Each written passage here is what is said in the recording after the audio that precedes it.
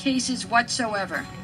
He has abdicated government here by declaring us out of his protection in waging war against us.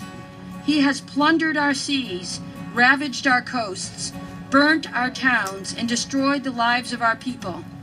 He is at this time transporting large armies of foreign mercenaries to complete the works of death, desolation, tyranny, already begun with circumstances of cruelty and perfidy, scarcely paralleled in the most barbarous ages and totally unworthy of the head of a civilized nation. He has constrained our fellow citizens taken captive on the high seas to bear arms against their country, to become the executioners of their friends and brethren, or to fall themselves by their hands. He has excited domestic insurrections amongst us. He has endeavored to bring on the inhabitants of our frontiers the merciless Indian savages, whose known rule of warfare is an undistinguished destruction of all ages, sexes, and conditions. In every stage of these oppressions, we have petitioned for redress by the most humble terms.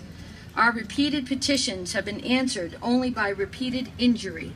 A prince, whose character is thus marked by every act which may define a tyrant, is unfit to be the ruler of a free people. Nor have we been wanting in attentions to our British brethren.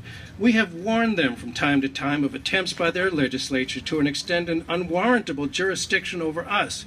We have reminded them of the circumstances of our emigration and settlement here.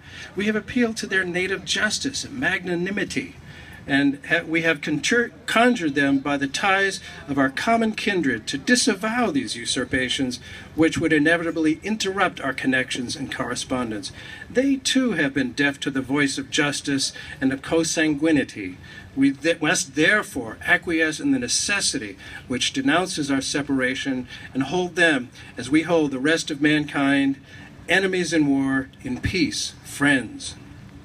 We, therefore, the representatives of the United States of America, in General Congress, assembled, appealing to the Supreme Judge of the world for the rectitude of our intentions, do, in the name and by the authority of the good people of these colonies, solemnly publish and declare that these United Colonies are, and of right ought to be free and independent states, that they are absolved from all allegiance to the British Crown, and that all political connection between them and the state of Great Britain is and ought to be totally dissolved, and that as free and independent states they have full power to levy war, conclude peace, contract alliances, establish commerce, and do all the other acts and things which independent states may of right do.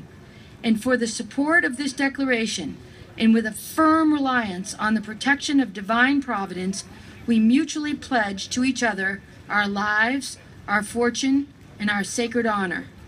Signed, Josiah Bartlett, William Whipple, Matthew Thornton, all from New Hampshire. Yay. Thank you. Thank you.